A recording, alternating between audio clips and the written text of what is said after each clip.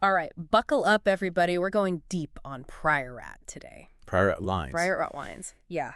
Bold reds, mountain vineyards in Spain. I've been looking through like this guide to Priorat, and it's fascinating. I'm hooked already. It's an interesting story too.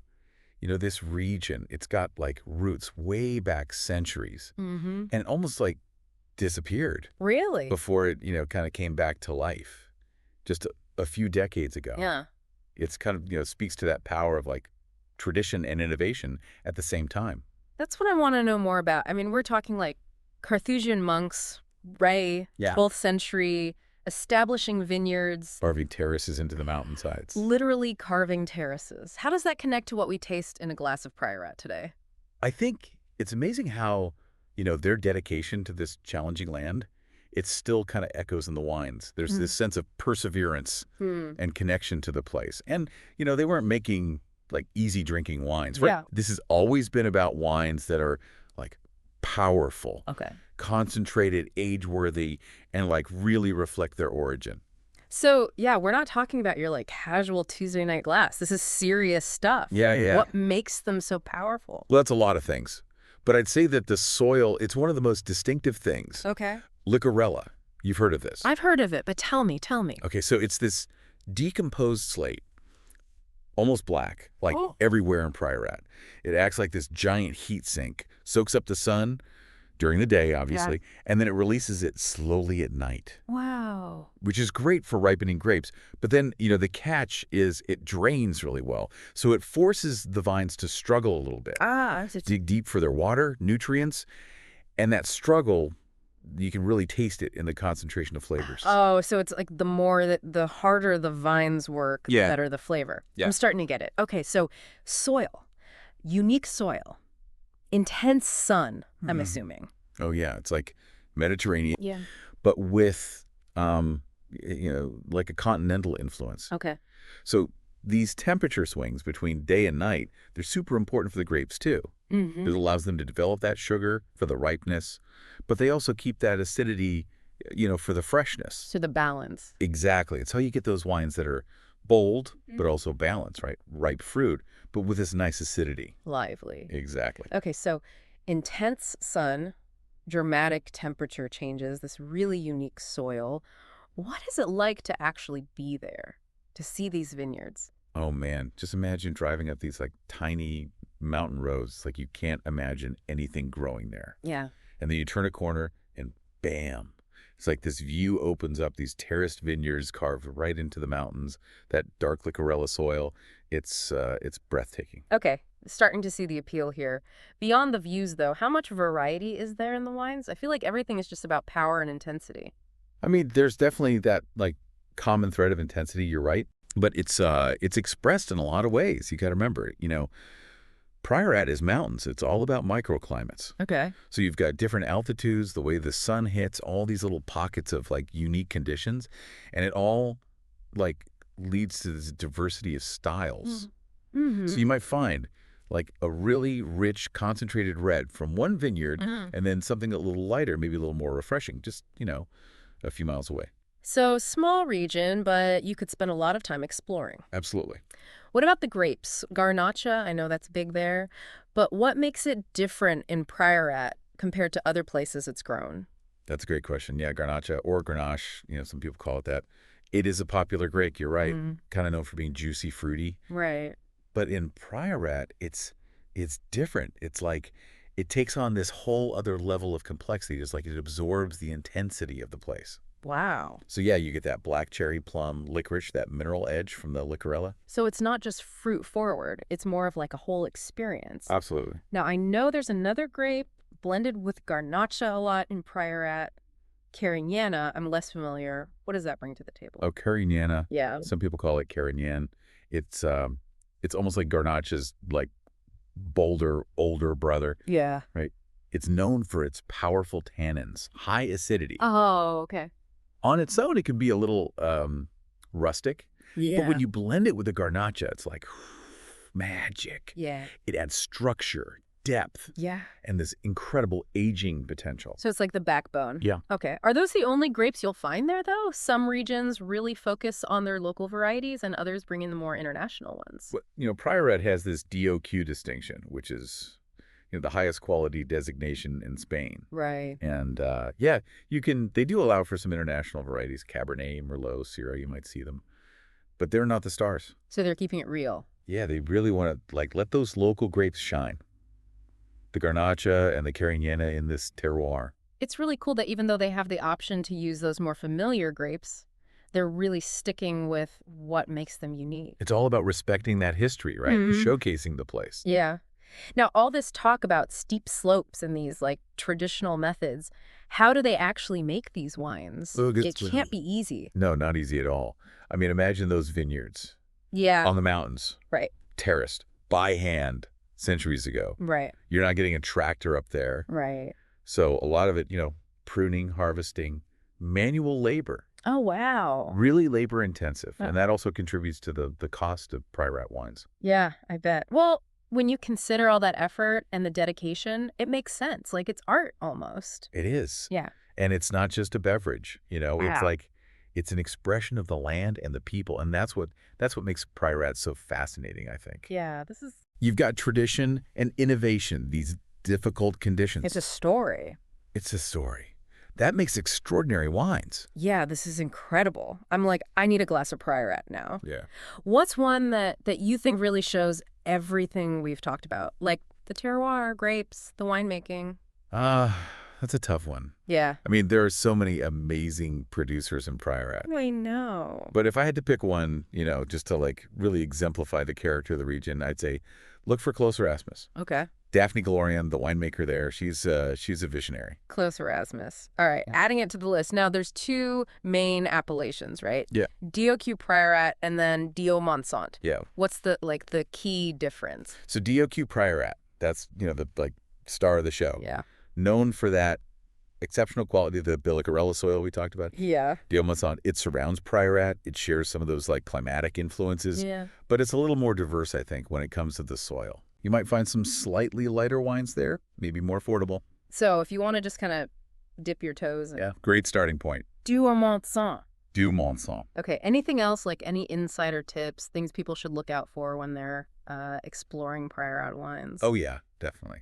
Keep an eye out for the Vie de Villa designation. Vie de Villa. Yeah, it means the wine comes from grapes that were grown in a single village within the Priorat appellation. Oh, cool. It's a way to really focus on that village's terroir. So a deep dive within the deep dive. Exactly. Okay. Before we get to what it's like to drink these, I want to know more about how they actually make them. I mean, you said it's challenging terrain. Yeah.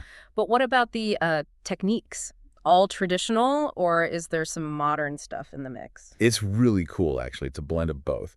So some wineries, especially the ones that have been around for a long time, they still use the lagares, those stone lagares, for fermentation. It's incredible, crushing grapes by foot in these giant stone vessels.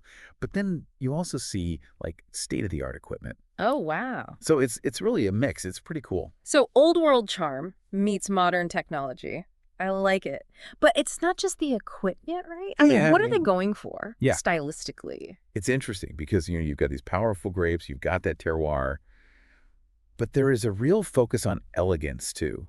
They're guiding the wines. Yeah. They're not just letting them, run wild. It's complex, nuanced, balanced. They want to tame those tannins a little bit, preserve the freshness. So powerful but refined. Exactly. So the landscape, I guess, right? It's that delicate balance. I want to know what they taste like. But I think we need to take a break. We'll be back, though, to dive into the aromas and flavors of Priorat wines. Stay tuned. Okay, we're back, and I'm ready for my favorite part. The tasting. The tasting. What are we in for when we open that bottle of Priorat? Get ready for, an explosion of aromas and flavors. I mean, you've got those dark fruits like blackberry, blueberry, plum, and then these spice notes, maybe some pepper, licorice. Okay. A little hint of clove sometimes. But then you get that mineral backbone. Yeah. Almost like wet stone, graphite gives it this like incredible savory complexity. It's not just about the fruit, it's a whole story, right? Yeah. What about like the texture? How do these wines feel in your mouth? Oh, you'll get those concentrated fruit flavors again for sure. But they're not like jammy or overripe. Oh, okay. You'll feel those tannins. They give the wine this like grip. And then that long finish. And then remember the acidity that we talked about from the climate. It keeps everything fresh. Oh, right. So even though the wines are like powerful, they're not heavy. So it's that tension again between like power and then finesse, right? So it's like walking a tightrope between intensity and elegance. These are wines that make you think. Okay, food pairings. Yes. What can stand up to a wine this bold? Oh, Priorat wines, they love food. Yeah. You want something hearty Okay. to match that intensity. So think like grilled meats, game, lamb, big flavors. We're not pairing this with a salad. No. Okay. You need something that can like hold its own against those tannins, the complex flavors. Aged cheeses are great too, by the way, especially the nutty ones. Earthy. Manchego, that would be fantastic. Oh, yeah. And of course, we can't forget we're in Spain. Of course. So all that amazing Mediterranean food. Oh, it's perfect for it. You've got paella, roasted vegetables, olives, cured meats. It all just like works. Okay, I think we've got the tasting experience down. Any like pro tips before we move on though, to really like get the most out of it? Oh yeah, for sure. If you've got a younger Priorat, decant it. Okay. Let those tannins soften up a bit. An hour or two in a decanter. That'll make a huge difference. And these are wines that age well too. Oh yeah, like decades. Yeah. A well-made Priorat. It'll just get better and better. So cool. All right, so we've covered the history, the terroir, now the tasting. But I want to talk about Priorat as a place. Oh yeah. Like, I want to go there. It's amazing. It's more than just a wine region. It gets under your skin. Remember those views? Yes. Steep mountains, the Alicarella, sparkling in the sun. Yeah. Okay, I'm sold on the scenery. What about actually going there, though? Well, first of all, you've got to visit some wineries. Obvious. A lot of them, they have tours, tastings. Some even have places to stay. So you can meet the winemakers, walk through those vineyards, really get a feel for the place. I love that, like, behind-the-scenes look, But what if I'm not just there for the wine? Oh, there's plenty to do. I mean, the history alone, it goes way back. Yeah. You can see the ruins of the Scala Dei Monastery. Oh, wow. From the Carthusian monks. So it's like you're literally, like, walking in their footsteps. It's pretty amazing. What about, like, the towns? Are there any that are worth visiting? Oh, yeah. I mean, the villages are a part of what makes Priorat special. Places like Goralips, Pereira, Falset. Each one has its own, like, personality, its own history. Okay. You just walk around those cobblestone streets, admire the architecture. It's really cool. I'm picturing, like, a sunny patio right now, glass of Priorat in hand. It's the best. Okay. So we've got the vineyards, we've got the historical stuff, the towns. What about the food? I mean, we talked about pairings, but, like, what's the food scene like there? Oh, the food is fantastic. It's all about, like, simple, flavorful dishes. Okay. Fresh ingredients. Very Catalan, so you'll find, like, hearty stews, grilled meats, lots of fresh produce, and, oh, the olive oil. Yeah. It's like liquid gold there. They use it in everything. Okay, so we've covered food, history, landscapes. Now, what if I need to, like, burn some calories after all that? You're in luck. Hiking trails? Hiking trails all over those mountains. You get these amazing views of the vineyards. And some of them, they even go past these, like, ancient stone shelters. Really? That the shepherds used to use. Wow. So it's pretty cool. History and exercise all in one. Exactly. All right, so Priorat seems to have it all. But you mentioned climate change, right? That's a big challenge. It is. How's that impacting the winemakers there? Well, it's definitely a concern, like a lot of wine regions, hotter, drier conditions, putting stress on the vines, and water's becoming scarce. Right. But the winemakers they're facing it head on. They're using their knowledge, new techniques. Like, what are they doing? Well, they're trying out some drought-resistant grape varieties. Okay. Doing some, like, new irrigation. Yeah. And they're really focused on organic and biodynamic farming. Right. To keep the soil healthy. They're even trying to, like, plant at higher altitudes now, where it's cooler. And even researching new grape varieties that might be better suited. So they're not giving up. No, they're determined. It's inspiring, actually. So what do you think the future holds for Priorat? Well, I think they'll keep focusing on quality, that unique terroir. Those winemakers, they're always like refining their techniques, looking for that balance, pushing the boundaries. So it's not just about resting on what they've already achieved. No. It sounds like there's still a lot to come. Oh, yeah. And I think as more people discover Priorat wines, they'll want to experience the region too. The landscape, the villages, everything. So Priorat's the next big thing. I think it could be. Okay, so I think we've really gone in depth here. From the history and the land to the taste and the travel, what's the one thing you want people to remember about Priorat and its wines? That's a good question. I think it's about the power of place. It's this region where all these difficult conditions, the slopes, the climate, the soil, they've created something unique. Yeah. So the wines, they're not just about human effort. They're reflecting the land itself. It's that terroir thing, right? Yeah. You could taste the history, the struggle. Yeah. In a sip. Okay, so Priorat's a place with a story. It is. Wines that make you think. Absolutely. And I think we've all earned a glass of Priorat. Cheers to that. But before we go, we've been talking about the big names, the famous producers. Yeah. But there are tons of smaller wineries out there making incredible wines. So don't be afraid to, explore a little. Find those hidden gems. Yeah. Do some research, try new things, and most importantly, enjoy the journey. Okay, I think that's a perfect ending to our Priorat deep dive. Cheers to Priorat. To the power of place and to the wines. I'm realizing as we wrap this up, Priorat, it's more than just these bold wines, Yeah. There's something about the history, tradition, respect for the land. It's kind of in everything. It's true. That's what makes Priorat so special, I think. It's like the past and the present are all kind of woven together. You see it in those terraces the monks built. Yeah. And how the winemakers, they're using traditional methods, but also new ones. Right.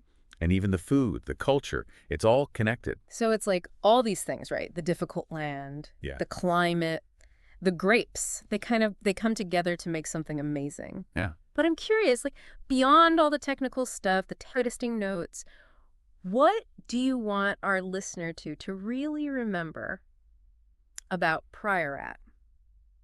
That's a good question. I think the most important thing is it's about the power of place. Priorat could have just disappeared. Yeah. But the people there, the winemakers, they wouldn't let that happen. It's like they're protecting something special. Yeah, like guardians of this tradition. And that's what you taste in the wines, I think. Yeah. It's not just the grapes or the winemaking. Right. It's the soul of the place. The people who work there, all the struggles, the triumphs, it's all in there. Wow. So it's a history lesson, geography lesson, a sensory experience, all at once. Yeah. That's what I love about exploring wine. Me too. It's not just finding a good bottle. It's like a window into something else. A place, a culture. Yeah. Priorat's definitely a place that I want to see for myself. It's not just about wine. It's something deeper. And on that note, I think we've come to the end of our Priorat deep dive. I'm ready for a glass. Are you? I am, but before we go, we've talked a lot about the big names in Priorat. Yeah. So many smaller wineries, too, making fantastic wines. So don't be afraid to, go off the beaten path a bit. Explore. Find your own favorites. Yeah. I love that. Okay, I think that's the perfect way to end things. So to our listener, go find a bottle of Priorat. Yeah. And let yourself be transported to this amazing place. Cheers. Cheers, go.